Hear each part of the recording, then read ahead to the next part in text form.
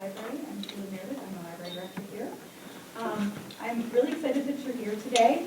We have Bill Winkler from the Plan Giving Roundtable of Southeastern Michigan, who's going to talk to us today about legacy gifts and estate planning education. I do want to let you know that we are recording using independent television, which is our local public access. We will be creating this into a video that we will put online, so you will be able to share this information with your friends, group, your board members, other librarians, other nonprofits if you would like to do that. So without further ado, I'm going to turn the floor over to Bill. Thanks, Bill. Thank you very much. Please hold your applause until after, because you never know. So I'm Bill Winkler, and I need to know who you are. We'll start right here. I'm Joan Kelch, and I'm a board member. Royal Oak. Royal Oak, okay, and, Roxanne Plater, Royal Oak Library okay. member. Mary Karshner, Director of Royal Oak Public Library. Ah, you brought your friends, very good. Folks here? Denise Stefanik, Assistant Director of White Lake Library. White Lake, okay, Larry Ostrowski, Director of White Lake. okay. Melissa Henry, librarian here in Parkston at the Parkston Independence District Library. Ah, okay. And, World Medical Relief. I'm Kim Trin. I'm the Director of Development and Community Relations. And I'm Carolyn Ratcliffe. I direct the local programs at World Medical Relief. okay, thank you very much. Okay, so what we're going to do today is we're going to give an overview of what hopefully we'll be able to present in a number of libraries in southeastern Michigan. We've looked at libraries as a venue for us to make this presentation because libraries are those institutions, those organizations that foster research and foster education, and that's what this is all about, okay? Now, the reason why we're talking to the directors and board members is because there seems to have been a misunderstanding, or a presentation was made in the past by someone specifically on the topic of doing estate planning. And it was more of a self-serving kind of issue, and that caused a bad taste in some of the librarians' mouths. And so we're here to talk about how this presentation and all the presentations that Leave a Legacy does is a completely altruistic presentation that is geared towards educating the general public. That's what we do, okay? So I want to give you a little background on Plan Giving and Plan Giving Roundtable of Southeastern Michigan. And then there's going to be a lot of dialoguing here. So if any of you are reticent in terms of wanting to talk, then I'll probably point to you and ask you to say a few words. And if any of you are not reticent and talk a lot, I'll probably point to you and ask you to very subtly cut it off, okay? So that's how I try to control these groups, okay? So I want to thank Julie and Lawrence for setting this up and really being the catalyst for what appears to be a growing interest in what we do. It appears as though we're going to have several of these presentations. We know we're going to have one in Novi, and from what I understand, the RSVP list is pretty huge over there. So this could be a great catalyst. And to tell you the honest to God truth, this is like a dry run for us. For me, it's a dry run, because it's the first time we brought the library aficionados in so that we can talk to them, so that we can go to your individual libraries and hopefully do these presentations for the general public, okay?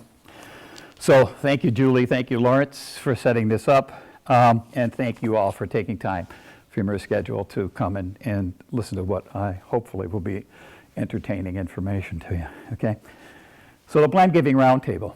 Plan Giving Roundtable is an organization of professional development people, CPAs, estate planning attorneys, financial advisors, people that work in the field of working with donors, trying to help those donors find ways that they can support charities that they have supported in their lifetime and how they can support them after their lifetime. We've got nonprofit CEOs that are part of our organization, and a lot of allied fields. We have folks from allied fields that belong to our organization, And there are now about 146 members of the organization. We are attempting to grow the organization, and we're attempting to diversify the organization, so that's the main thrust for the next couple of years. That's what we're attempting to do. The Plan Giving Roundtable, because it's made up of professional people that work in the field of development. I used to work at Wayne State University, and I did development work there. My friend Kim used to work at the Michigan Opera Theater, and she used to do development work there. And so we have all had kind of a broad experience in a number of nonprofit organizations doing this kind of philanthropic work. So we bring a lot of expertise when we do this stuff, okay? What we do in the organization itself is we continuously educate the members of the organization on the whole field of philanthropy and how that field is changing, because it changes all the time. We want to make sure that the development people that work for The Haven, that work for First Step, that work for juvenile diabetes, those development people are completely up to speed on everything that's in this development philanthropic world. That's what we want them to do, and that's what the purpose of the Plan Giving Roundtable is to continuously educate. We also educate our members in terms of changing tax structures so that they come to understand when they speak to donors what the tax implications would be for those donors if they make gifts to those particular nonprofit organizations. So, what is Leave a Legacy? Well, I'll give you an analogy. Oh, it's not even an analogy. Back at the end of the 90s, the Community Foundation of Southeastern Michigan decided that the understanding in Southeastern Michigan on what endowments were all about was lacking. There was an educational gap. So the Community Foundation brought in a number of the iconic structures in Southeastern Michigan, Children's Hospital, Michigan Opera Theater, DSO, the library, and Gleaners Community Food Bank, organizations like that to come together and to learn, their development people, to learn how to start to talk about building endowments within the framework of the community. One of the reasons why is because over the next several years, 10, 20 years, there's an estimate that close to $42 trillion is going to be transferred from one generation to the next. And a lot of that money will not be directed towards philanthropic causes. It will be directed elsewhere. And a lot of it will maybe not be as effective being directed in those other places as it could be if it were directed towards a nonprofit organization so that that nonprofit organization could continue to build on its mission, okay? It's an external campaign. Leave a Legacy is an external educational campaign. We want the general public to be educated in the possibilities of leaving through their estate gifts to the organizations that they support. Everybody in this room, I would imagine, has a charity or charities that they donate to, maybe on a yearly basis. Maybe, you know, it's to your church, maybe it is to the library. A number of different organizations with a mix of folks like this. We know that there are a lot of organizations that get supported by folks, a lot of different organizations that get supported by the folks here. So we want those organizations to be supported as much as possible. And in order for that to happen, in order for that volume to grow, that volume of support, the general public needs to be educated on how that can be accomplished. Okay? All of the speakers that work for Leave a Legacy, that do this work, whether they're an estate planning attorney or whether they're a financial advisor or they're somebody like me, I do consulting work, I work with nonprofits all the time, I have a private business that does that, whatever, we sign, and you'll see this in your packet there, there's a form in your packet that talks about the ethics, and we have to sign that form to make sure that we practice everything that that ethical form says we're supposed to do. Because when we go out, when I go out, when anybody goes out from Leave a Legacy, we go out to educate. We do not go out to solicit. That's not what our job is.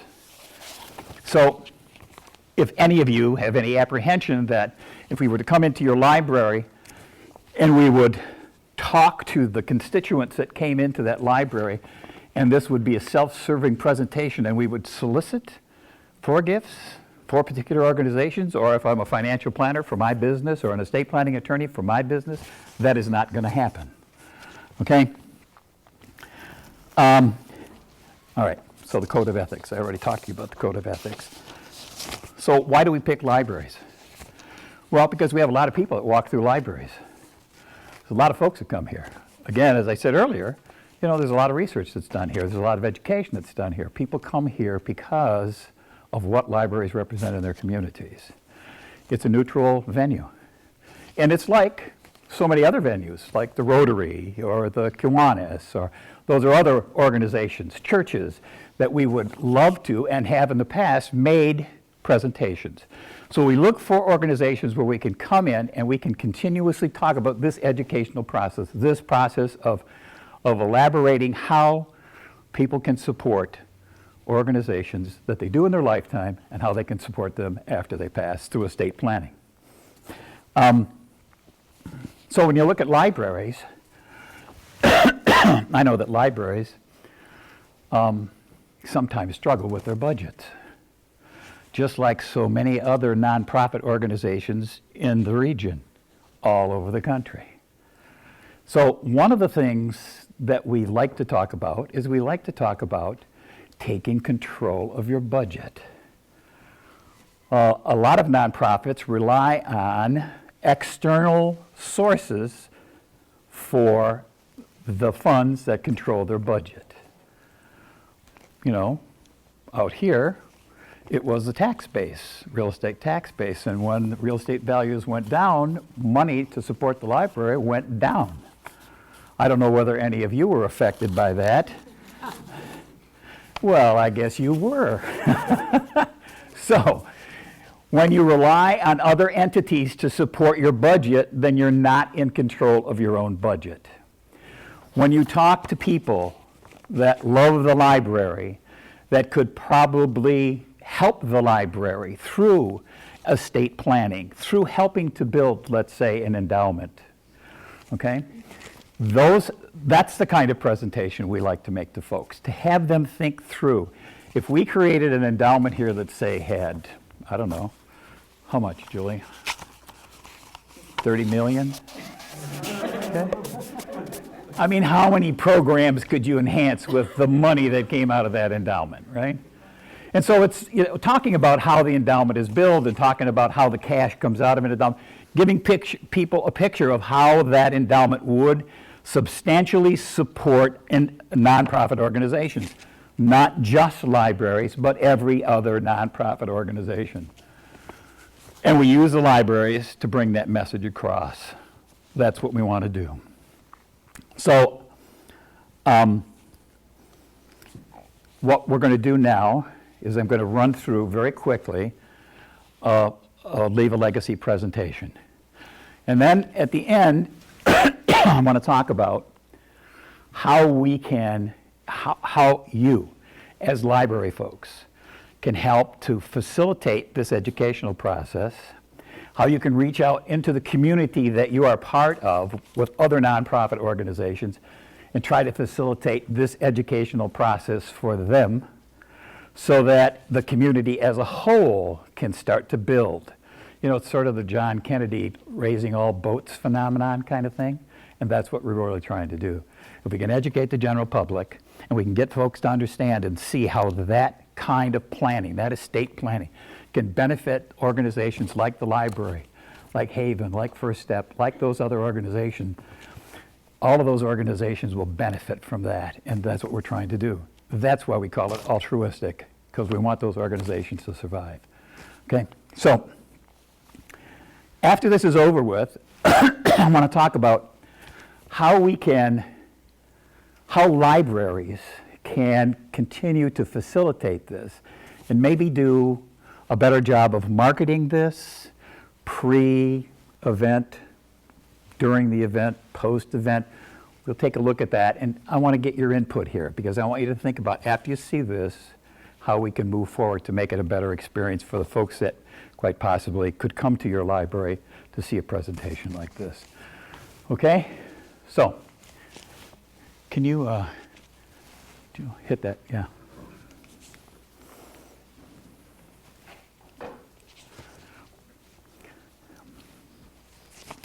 So making a difference in the lives that follow, it's kind of the pay it forward kind of thing.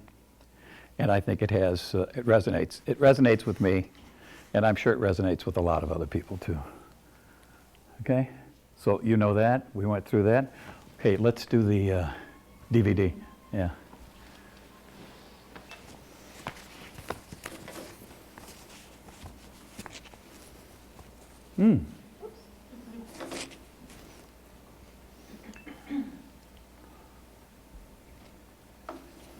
This is what your audience will see when we do this. Well, they won't see that, hopefully.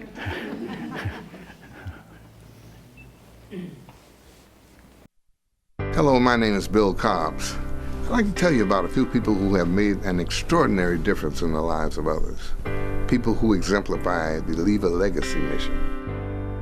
They made sure to remember in their wills the causes they held dear during their lifetimes.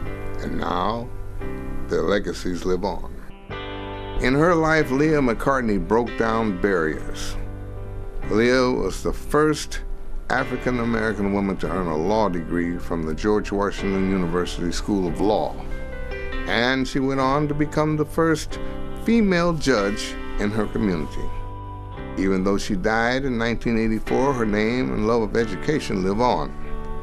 The Judge Leah B. McCartney Scholarship helps 2 students every year realize their dreams of going to college. Tom and Dorothy Morris of Fort Lauderdale, Florida, had no children, but lavished their love on animals, especially cats.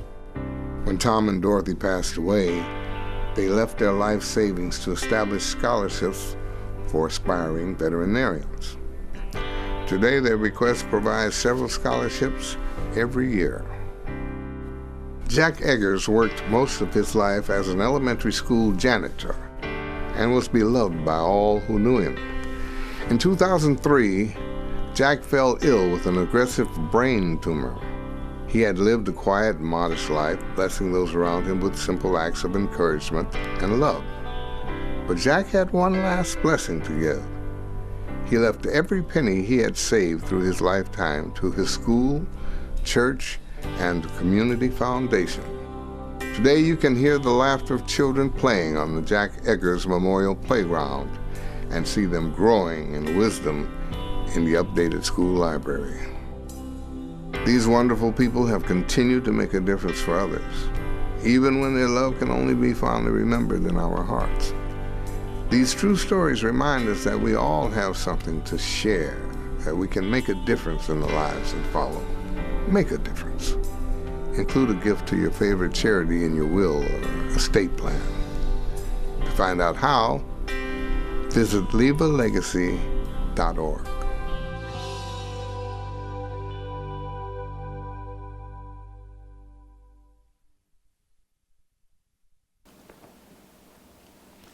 Cool.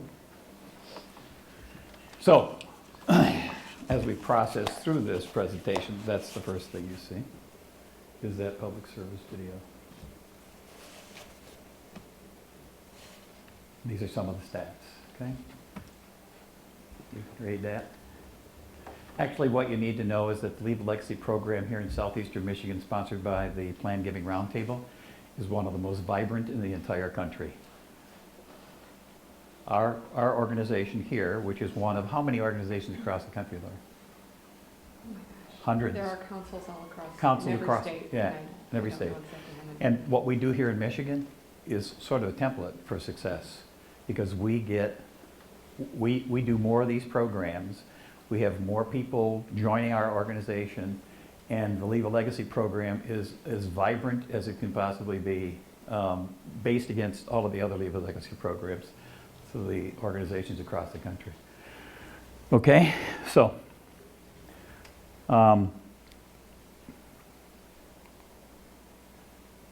percentage of Michiganders who donate to charities annually, 82%, which philanthropically, not bad, you know, it's pretty good, all right? The percentage who leave bequests in their will or estate plan is 9%. So all of that 82% money disappears to supporting these organizations. That causes some problems. It causes budgetary problems for a lot of organizations. And it's a constant issue of going out and finding more money, relying on United Way, relying on grants, which can be cut off at any time, United Way, which can be cut off at any time. External sources of funding can be controlled by other entities. You want to control your own funding, and that's what this process is all about. That's what this educational process is all about. Reasons why people give. Reasons people gave for failing to include charitable bequests in their estate plans. Nobody asked them. And that's really an issue, because it's real difficult sometimes for a lot of people to ask for financial support, because the thing you fear most is what? No, exactly. No, I won't do that. I'm not going to. That's a tough thing to face. So you have to be able to handle rejection. Anybody have a problem with rejection? Okay. Okay. We want to raise public awareness of the need for all to leave something to charity in your estate plan. And then we want to educate you on how to do it. We use a network of nonprofit professionals, community leaders, increase the number of people who include charities in their estate plans. There are articles in the press, donor stories, one of which you have in your packet. Okay, that's a donor story. We have the Speakers Bureau, we're on cable, and by the way, in January, public television is going to put on a program. Is it a documentary? It's a documentary called When I'm 65. And it goes through a whole lot of changes that occur when people get to that point in their life. And it addresses the issue of charitable contributions and supporting nonprofits. These are the basics of estate planning. You want to plan for incapacity. You want to plan for death. Probate avoidance. Anybody ever to go through probate with any issues in their lives? How much money does probate take? Huge chunks of money. Avoiding probate is a good idea, because the money that they suck up, you could put into a charitable gift and help an organization thrive. Tax planning for those folks that have issues with tax planning. Preparing and protecting the next generation, your kids, your grandchildren. That's what estate planning is all about. And leaving a legacy. Leaving a legacy says, these are the values that I considered to be most important in my life, and I wanted people to know that. And that's why I've supported this, and that's why I've established this fund. That's why I do this. These are the basic documents: a will, a living trust. Does anybody have a living trust? It's a great thing. My mom and dad had it. I was the trustee. It was the smoothest thing in the world. To avoid probate, holy mackerel. It was great. I love doing that. Durable power of attorney, okay? Designation of patient advocacy and living will. That's why people give to charities. They make a statement about their values. They support the cause. There's compassion for the needy, religious reasons, financial and tax benefits. You know, when I first got into the business of doing development work, somebody said to me, well, what do you do when somebody, you know, is only concerned about making a gift because of the tax benefits? You know, how do you handle that? I said, you mean morally? How do you handle that? You want to say, look, this is a charitable gift, right?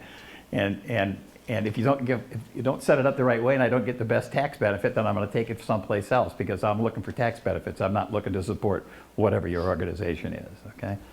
And so you really have to take a look at it from the perspective of, at least from the development side. Where's the philanthropy here? Where's the charity that's involved in this philanthropy? And so it's important to work with people that have that charitable intent.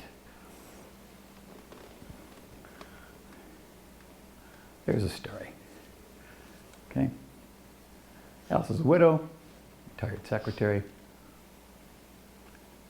at age 97. Through estate planning, that's what happened to her estate.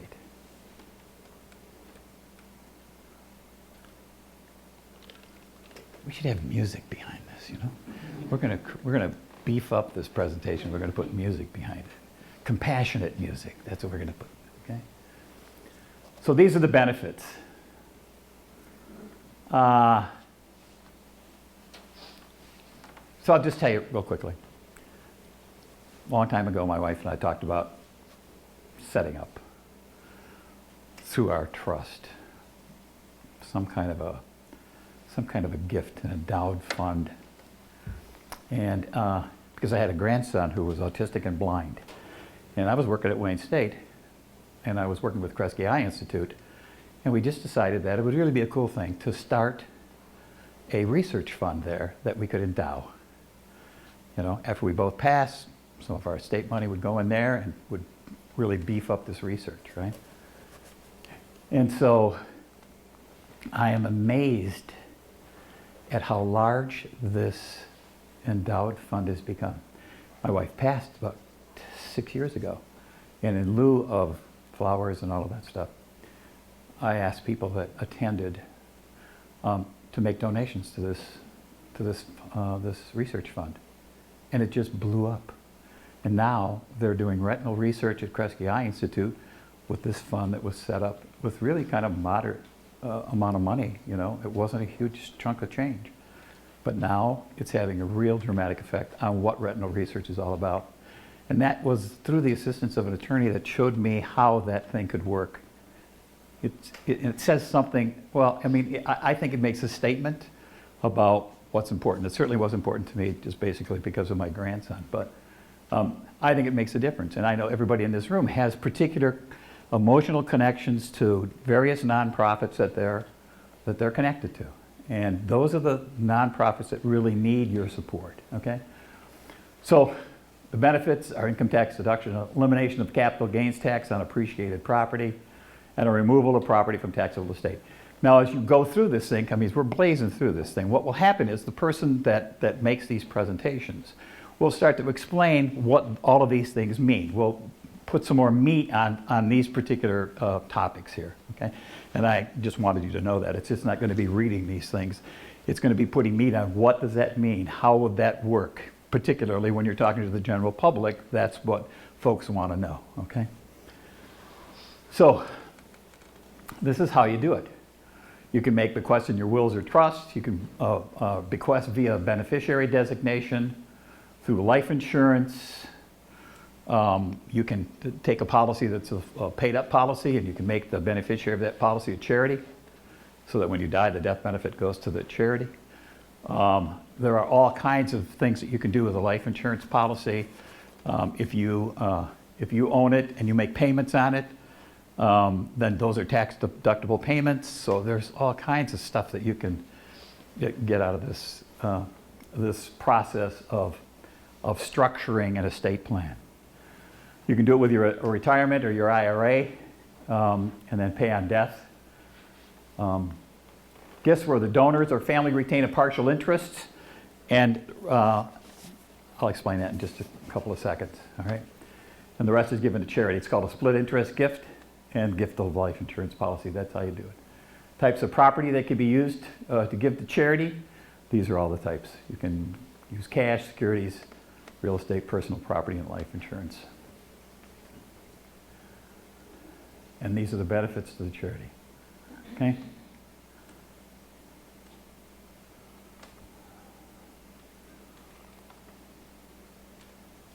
And that's how you could do it. Simple ways to leave a legacy. Prepare or update your will or trust. Usually about every 5 years. It's a great idea to update your trust if you've got one. Set aside one or more bequests for your favorite charities or religious organizations that have made a difference in your life. Name one or more charities as beneficiaries under your life through insurance, retirement plan, IRA, transfer on death. So, we always, when we do these presentations, we always direct folks back to their financial advisors, their estate planning attorneys, etc. Let's say you don't have one of those. So what do?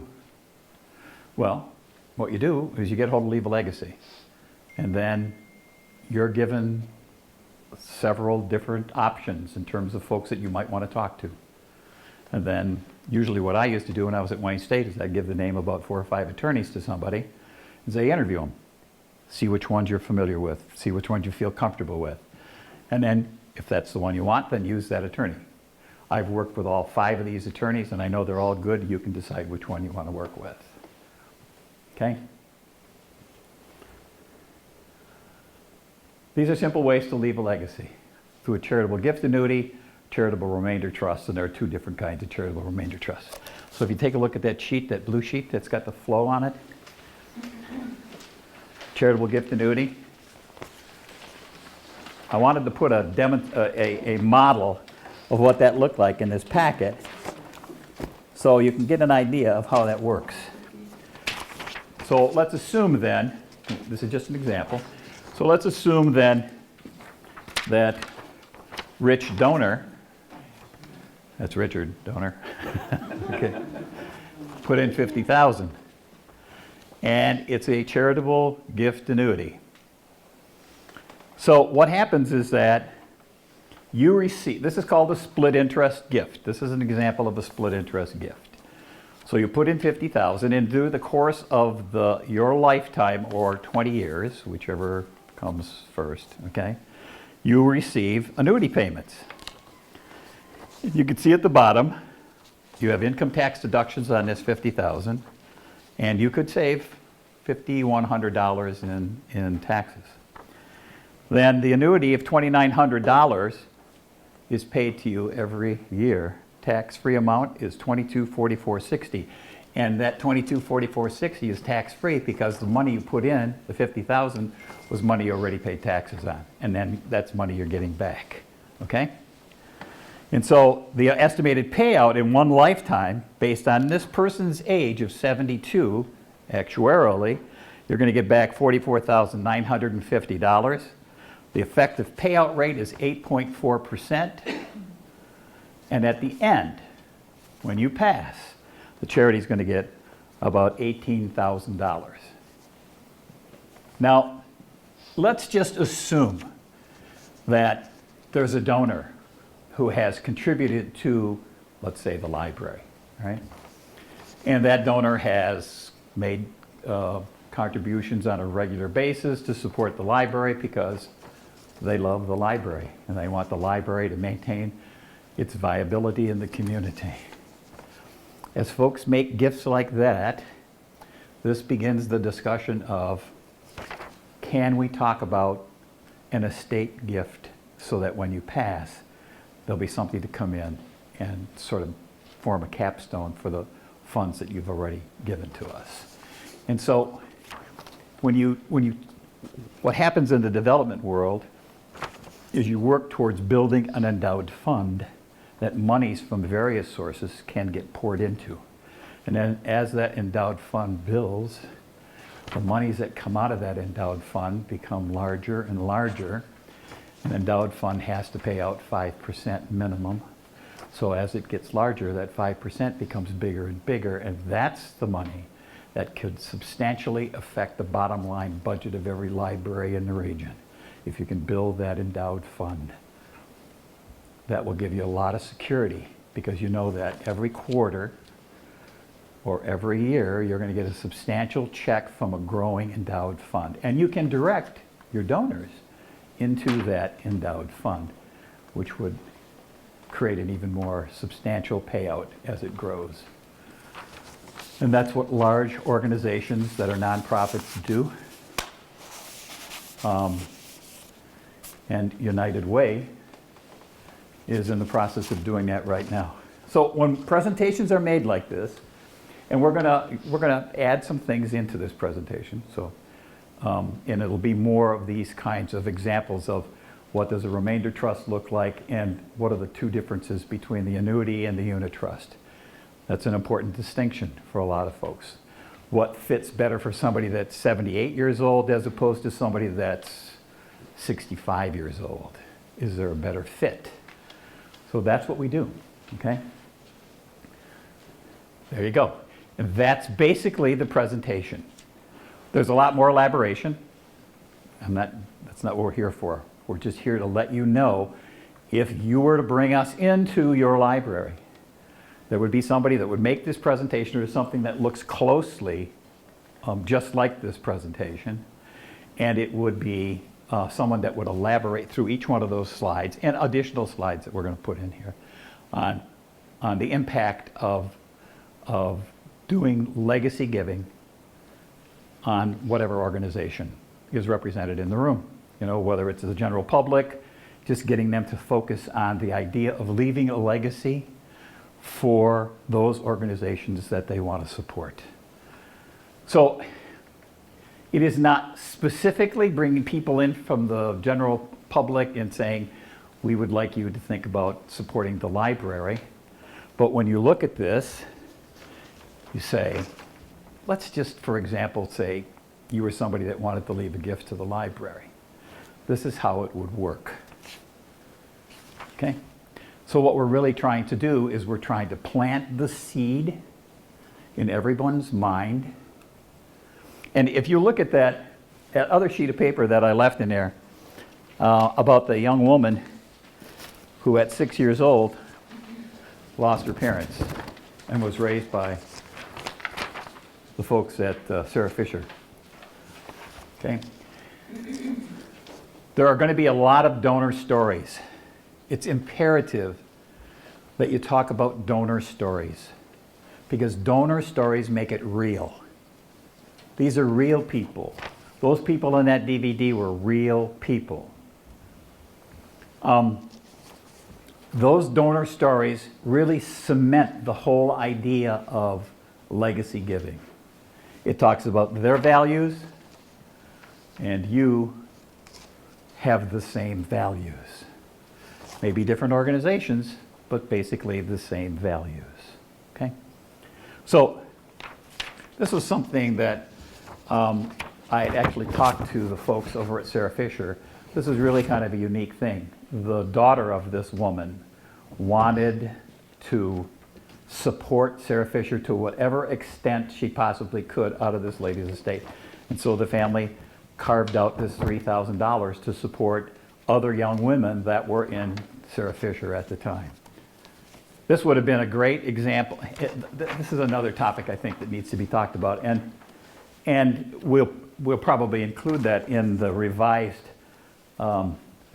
presentation. But a lot of folks, when they think about the possibility of leaving a gift to charity, a lot of folks will look at themselves, look at their asset base and say, you know, I really don't have enough asset here to make any kind of an impact, you know? Because I think you hear about all the big ones, you know, you hear about the $250,000 and you hear about the $1 million and you hear about all those, and you sit back and you say, wow, that's really pretty impactful stuff. You know, I mean, it's going to help a lot of the people that work in that organization, that nonprofit, Thaw, or, you know, COTS, or those organizations. It's really going to be substantial. But impact is obviously a subjective word. And so That's the reason why we want everybody to understand that no matter what that gift is, it is impactful. That $3,000 that Peggy gave, or Peggy's family gave, was impactful for the woman that received it. And so that's what we want, along with all of the other things that we want. Those are the messages that we want to send out there. Impact can be anything. It can be $100. It can be 100,000. Okay? It's subjective. And it's impactful for the organization, and it's impactful for the people that receive that stuff. Okay. So, I know you're just filled with questions. So, does anybody have any questions? Let's do that. Come on now. Don't make me ask. So I have a question. So one of the things I noticed in the slide was it mentioned, as you're doing this presentation, if you don't have an attorney or you don't have an estate plan or whatever, that you should discuss it with the charity. So if the library is the charity, what do we need to have in our materials when people say, how would I leave a legacy gift? That's the other piece of today's presentation I know that people are interested in hearing is what do we need to do to be prepared to be able to say, oh, well, this is what you would need to know. So that's a good question. You know, because I used to get those at Wayne State all the time, and that was we were the charity. The School of Medicine was a charity, right? But I don't have an estate planning attorney. So I would suggest that you make friends with a lot of estate planning attorneys in your area. And as you make friends with those attorneys, try to make it a two-way street.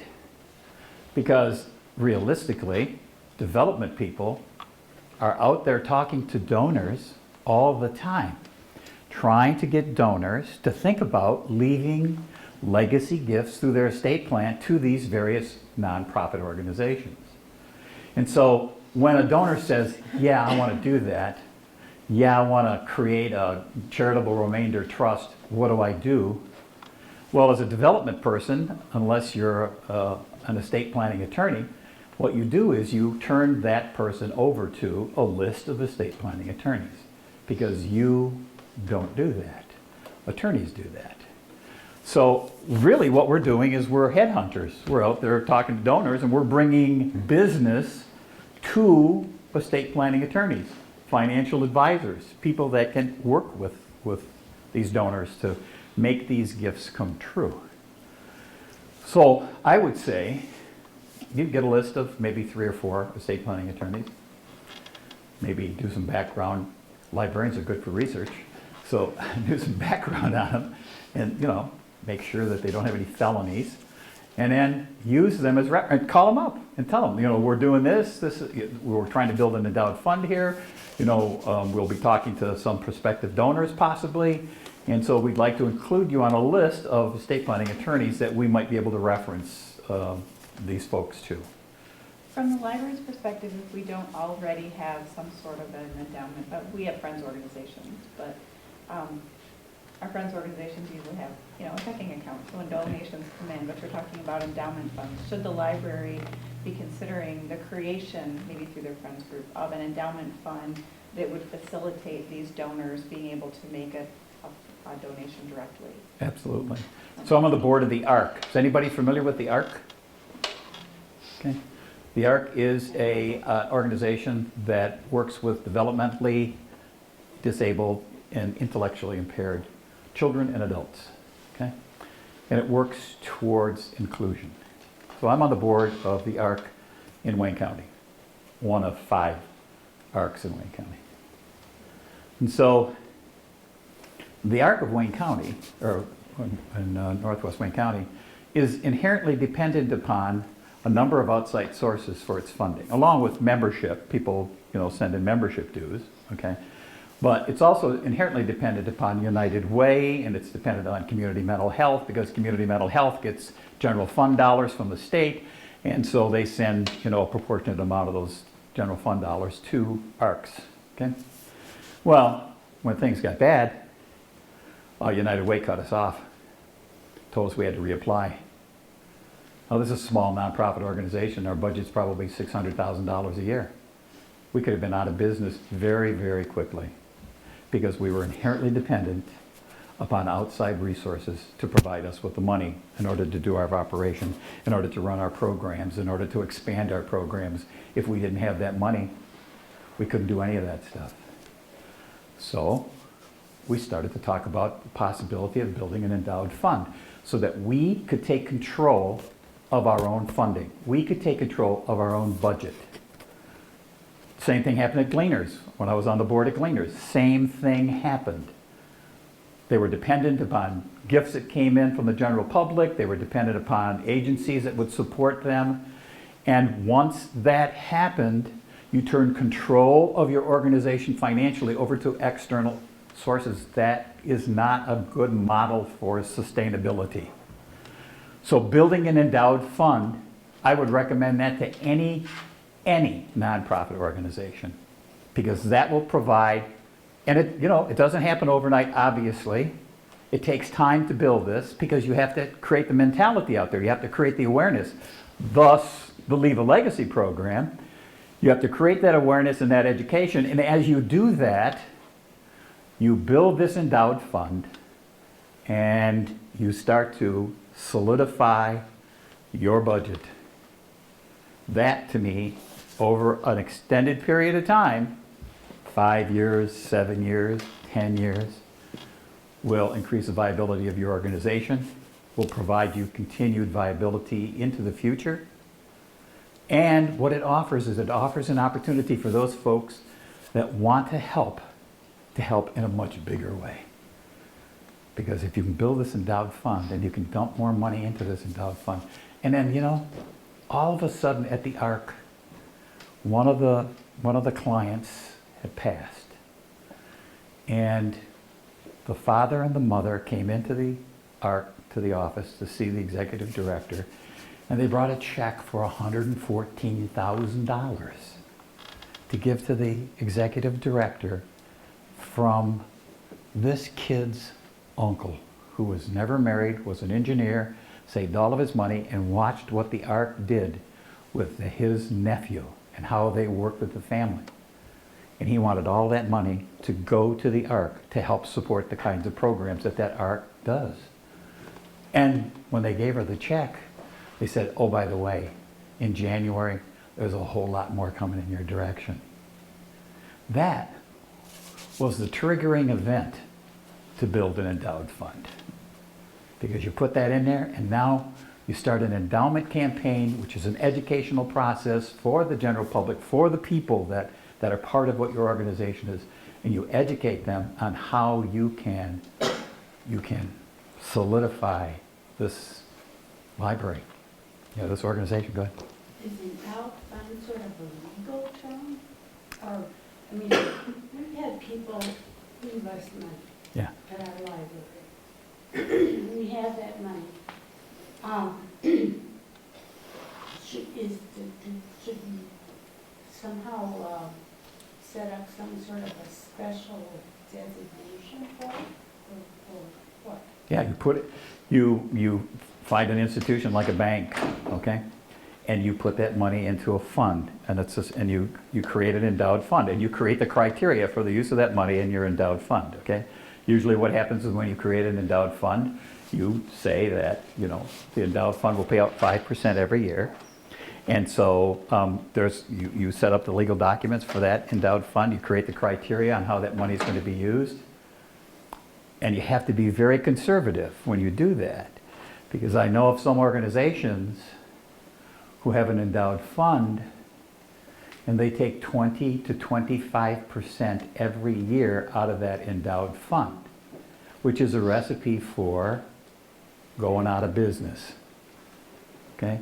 You have to be conservative. So you have to look at that 5% that it pays out, and you have to see that 5% get bigger, not in percent-wise, but in terms of the money that comes out. And that's what you do. You create that endowed fund with, it used to be Comerica Charitable Services did it, Fifth Third Bank does it, all of the big banking institutions have that as a nonprofit. They've got a nonprofit section in their bank that does specific work with nonprofit organizations to help them set this stuff up.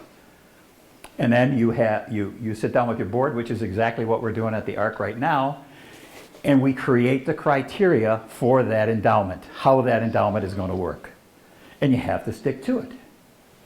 So it's a reasoned approach to substantially growing the endowment and to make sure that your organization will be sustainable. I tell people all the time, especially the ARC people, let's assume that today a young couple has a baby born at Beaumont Hospital. And within the first 6 months, they suspect there might be something going on here. This is their first child. They have dreams. And all of a sudden, those dreams start to change. Because now they start to discover there are some issues here. So all of these dreams that I had are going by the way. And then they start to look for answers. They start to seek out those organizations that can help them sort out what this dream in its altered state is going to look like. Okay? And that's why the ARC has to be there.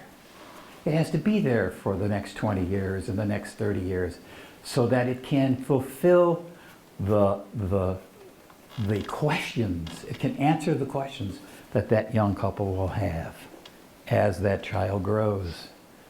That's the kind of stuff that you want to have. That's why these nonprofits that do this unbelievably wonderful work in our community need to be able to be around for the next 20, 30, 40 years. And you do that by being fiscally prudent, by managing your money in a very conservative way, and establishing a fund like this endowed fund to solidify your budget. Can I make a comment, because we are talking about libraries here?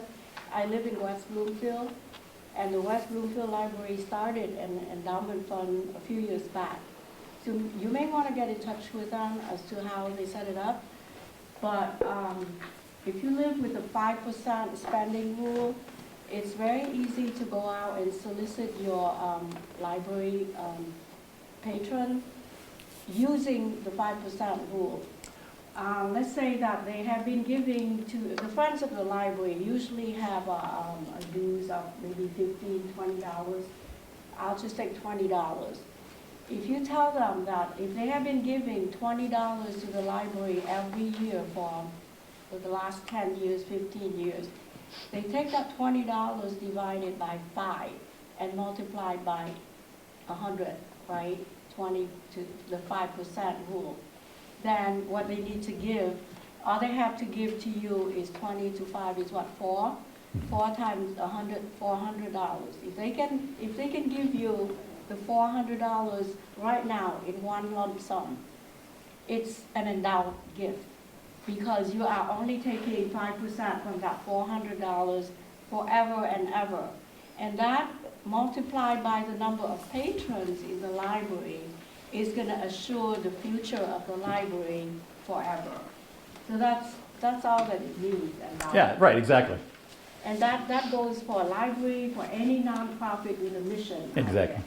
Yeah. And so, I'm sorry. Go I'm ahead. sorry, you want to make sure that your organization is going to be there forever. Forever. That's all you want. Yeah. Go ahead.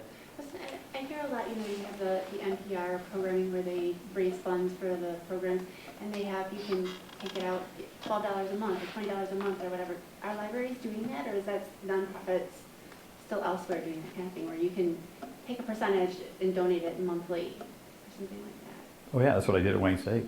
Really? Yeah, absolutely. They took it out of my pay. That's, I gave an initial amount of money, and then I set a goal for, my wife and I had set a goal for what we wanted to create in terms of the fund. And so then I carved out of my paycheck every other week a proportionate amount to go into that research fund, and it just built and built and built and built. And then when my wife passed, tons of people put money into that thing. So, I mean, there's all kinds of ways to build the endowment. And that comes with that's kind of like the whole marketing end of this thing. You know, it's not, we want to be able to provide whatever support we can possibly provide to libraries or any other nonprofit organization that wants to build, okay? And so what we did is I put together, you know, some questions in terms of like the marketing end of this thing, like, if let's assume that you think your library would really like to have a presentation like this, and you'd really like to ask, you know, the general public that comes in to your library, and how would you do that? How would you get other organizations that you're affiliated with in your area to look at what you're going to put on, and maybe have some of their folks come in and see that presentation too? How would you market this thing externally to those organizations? And then how would you do it internally? How would you, for instance, as people are going past the desk and checking out stuff, how could you market this internally if you're setting this thing up? You want people to become aware of this. And so I ran a statewide campaign to feed hungry people back 15 years ago. And I used to do it through, I owned a restaurant, and I used to do it through the restaurant. And so I used to educate my staff. We would shut the restaurant down for in-service training. I would explain to them we're going to provide money to food banks here in southeastern Michigan. And so for the next 6 weeks, I want you to tell every customer that walks through this door what we're doing. Because on this particular day, which is going to be the only day we're going to raise money for this event, I want a lot of people to show up. And the staff was so enthusiastic about this because they could see what the benefits would be that they sold this thing to the customers. And I remember the 4th or 5th time we did it. Like I said, it was one day yearly. Restaurant opened at 6 on a Thursday. A line out the door at 7 o'clock in the morning, and that line stayed there until 8 o'clock at night. Everybody that lived in that area showed up at that restaurant. Some of them showed up twice, once for breakfast and once for dinner. We raised so much doggone money, it was unbelievable. And that's how you market it internally. You have your staff understand what it is you're trying to accomplish. You develop the enthusiasm with your staff so that you're talking about creating a viable organization that is in control of their budget, that will be around for a long time. So that the stress of, oh my God, our budget's been cut by 50% this year, how are we going to survive? You kind of want to smooth that out and get rid of it, and that's how endowed funds do it. You know? Okay. When you present this stuff, you know, when you bring somebody in to make the presentation, the next thing is, what do you do for follow-up? How do you follow up with those folks? Do you know who came? You know, do you have a sign-up sheet? I mean, those are the kinds of marketing things that you want to do.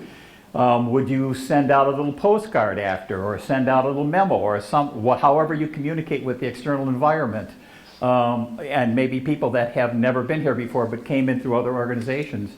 You know, could you go out and quiz them in terms of how do they, you know, what do they think of the presentation? Get some input from them, because you want to gather that information.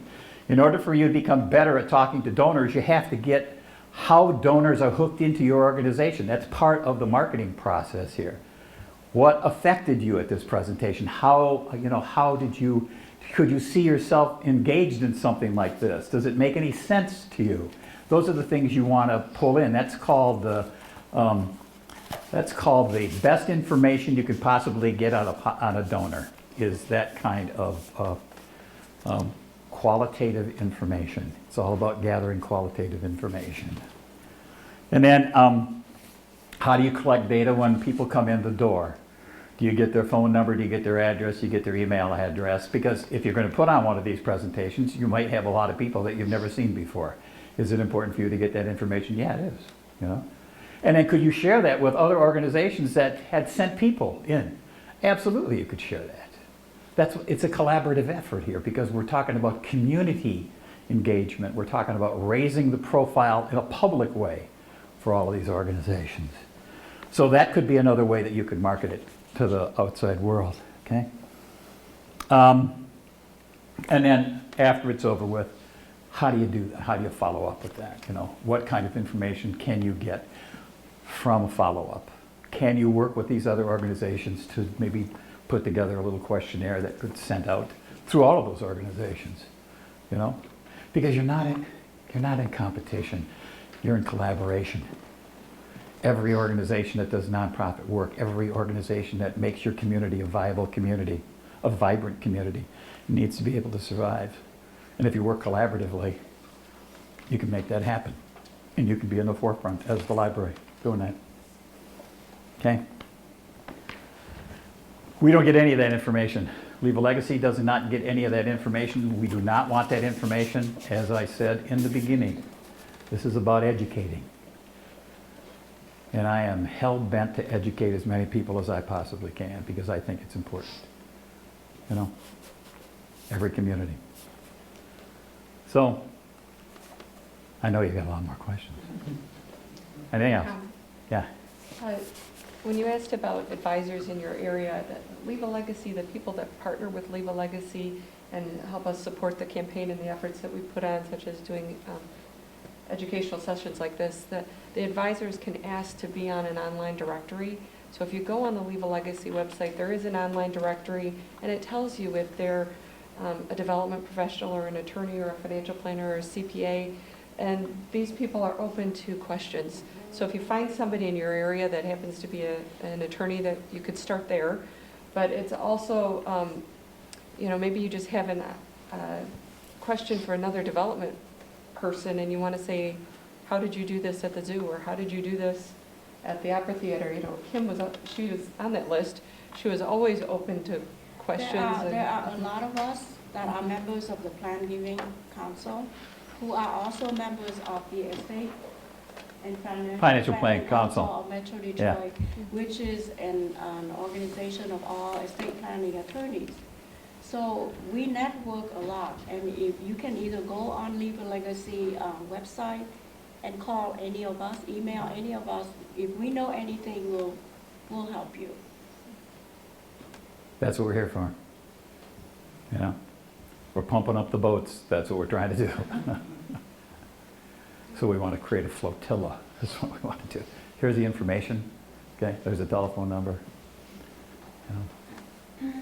So one more question. Sure, go ahead. I feel like I'm asking a secondary question about the same thing I just asked about, but if a library does decide that they want to create an endowment fund that, you know, let's say we have a donor who's willing to give us some seed money to start that. Sure. So what kind of a professional are we looking for? Are we looking for a specific kind of attorney to help us set up that fund and create that? You talked about the set up the fund, create the criteria, you know, how much of it will be. Who do we talk to in order to create that so that there is a landing place for that money to go when we're creating that fund? Yeah, any bank you could do that. You could do it with Fifth Third, PNC, because of their charitable, you know, they'll help you set that up. Okay. When we're doing the setup work right now at the ARC with Fifth Third Bank, and they have professional people that work in the nonprofit arena, and they provide us with all of the information. They provide us with information on how to build the endowed fund. You know, you have to create certain things like people, you know, when we looked at one of the slides was, these are the kinds of things that you can use to create gifts, right? You can use cash, you can use securities, you can use a lot of stuff that has value, right? Well, a lot of people, as we've discovered over the years, have something that they'd like to get rid of. And so they want to give it to you so it becomes your burden, not theirs anymore. And then they want to get a charitable deduction for that. So you have to protect yourself as you build this thing. You have to create, you know, gift acceptance policies. What gifts are we going to accept? What gifts are we not going to accept? Because you can accept a gift and then it becomes yours, and then all of a sudden you find out that, oh, it was a piece of land on a corner that used to have a gas station on it and the ground is contaminated. And we can't do anything with it. So now it's a burden. So those are the things that, yeah, that's the attorney, exactly. Okay. Yeah, and that's the reason why you need to, when you work with banks, especially in their nonprofit world, they have all of that information, and they will provide you with all of that information, you know, to do that. I'm thinking PNC, Yeah. Leaf Trust. Right, exactly. Yeah. Very good banks, Yeah. work with nonprofits. Yeah. Yeah, really, I mean, they're in the business to help every nonprofit succeed. And the philosophy that we talk about here with these Leave a Legacy presentations is basically their same philosophy too. They just put all the nuts and bolts together for you, you know. You couldn't possibly do that in a presentation like this because there'd be just too much stuff to talk about. And after a while, it becomes, I don't want to listen to this anymore. But as an organization, when you're talking to these banks, they'll give you the most credible information that you need to have in order to move forward by starting this. And I would recommend that, that you really take a hard look at doing this, because it does take effort and it takes training. I mean, you've got to train your staff, and you maybe have to identify somebody within your staff that could do this, maybe as a part of what their responsibilities are. But, Plan Giving Roundtable provides that kind of education. You could join the Plan Giving Roundtable, whatever, and then you'd have somebody that would be educated. Yeah, Larry. I just wanted to clarify too, it's for libraries especially, it's probably best to set this up through their Friends group Yeah. versus having it show, I know there's some libraries that don't have Friends groups. Yeah. Which means they probably have to show it in their budget, and they Right. have to be transparent about it. Right. So, but it's probably best to go through your friends. Yeah, I would think so too. Then what you do is you get buy-in from those folks too. Then they know that they're an active participant in creating stability for this place, Right. or any other library in any location, so that'll be here. And then you get into things like naming opportunities. It's a wonderful experience once you start to get into it. As long as you don't have a problem with rejection, because you're going to get rejected. But a nice skill that you can pick up when somebody says no, especially if you're face to face, is your ability to generate a tear that would just stream out of your eye and flow down your cheek as they're standing at you. Bring your little bottle. Yeah, exactly. Just saying, could be a good thing. You want to get some empathy here. That's what you're looking for. You want emotional connections. Go ahead, What's Lawrence. nice too is it's kind of like a trickle-down effect, like you said. Could be an elderly person that's in the community that bequeaths so much to a institution, and then suddenly their sons and daughters want to continue it, Exactly. and their grandchildren Yeah. want to continue it, and it just keeps going on. It just Yeah. keeps building. So, as directors or, associate directors of libraries, one of the biggest issues you're confronted with always is you need money to run the operation. And if you take money that comes in and you put it into an endowment, it's locked into that endowment, okay? And you're only going to get whatever you set up, 5%, okay? So you have to, that's a decision that every CEO of every nonprofit organization confronts all the time. Can we set up an endowment? Because we need money so badly to run our day-to-day operations. So that takes board discussion. That you really have to understand what you're saying when you do this, and you have to get the buy-in of the board. So, I don't know what else I can tell you. I think we've covered at least in a flash presentation,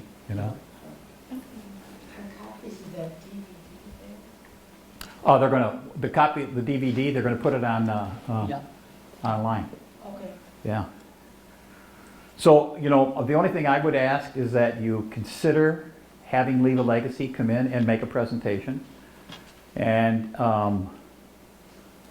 let's see what we can do in this region. Let's see if we can make it happen. Now, I'll be at Novi on the 11th. I'll be better, I promise. I'll be much better. So, because I'll go with Kim, we'll have lunch. She'll say, "Geez, Bill, you gotta do something different here." So, and hopefully by that time we'll have created maybe a little more vibrant kind of PowerPoint presentation, which is what I'm shooting for. Put the music in behind it. Any particular requests for music? We're not going to play any Aerosmith or anything like that, but just.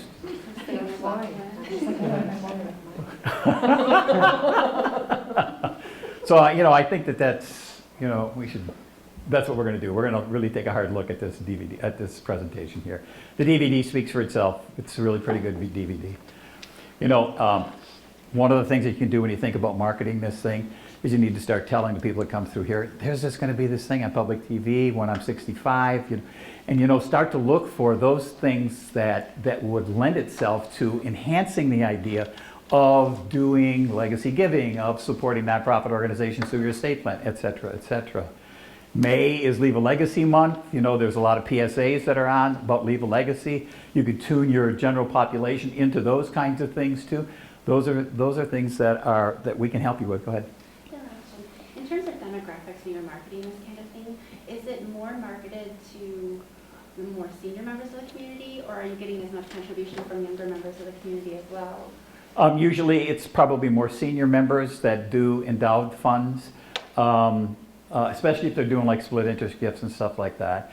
But there are a lot of people out there that are more than willing to help create an endowed fund, because that's a straightforward gift. It's like Kim said, $400. Whenever you have a presentation at your library for whatever reason, I'm a member of the West Bloomfield, and I go to a lot of their events, and the friends of the library always have a sales pitch. Whatever event it is, right away they talk about help us either in the annual fund, or if you want to do the endowment, yes, we have an endowment fund that we started 5 years ago.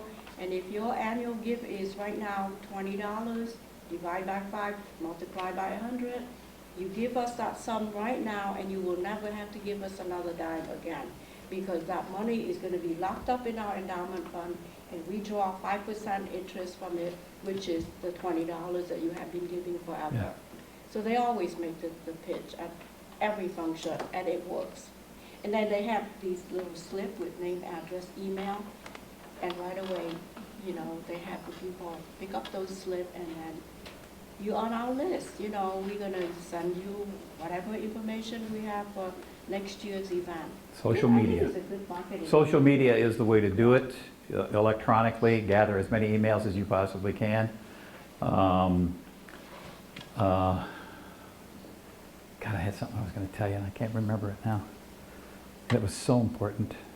I can't remember. And just making a mention of that gift in your quarterly newsletter or whatever you're sending out, just to letting people know that, where there's a will, you And would like to be in it. you have a story about a donor making a gift, put it on your newsletter. Absolutely. That makes a profound impact. Yeah, that's another thing with donors. A lot of times when somebody will give you a donation, and it'll be impactful, you always ask them if you can use their name. And a lot of people are reticent to do that, They don't want people to know their business, okay? The issue is this. People know you in the community, okay? And when you put your name out there, it's a stimulus for everybody else to think about doing the same thing. I can't tell you how many times when I was raising money at the medical school, people would say, nah, don't use my money, make it anonymous, I said, so if we make it anonymous, the issue is that, first of all, nobody knows that you've done it. And secondly, other people that know you may not have an opportunity to think about doing the same thing. You help us. You help us raise more scholarship money for the kids that are going to school here. That's what you do when you lend your name to this. Shouldn't be an embarrassment. Should be a stand-up for what you want to do to help the community. And that's important. Like the slide said, the reason why many people do not give to these endowed funds is nobody asks them. But when you ask, you start the dialogue. And that's the thing that's really cool. It's the dialogue. Okay?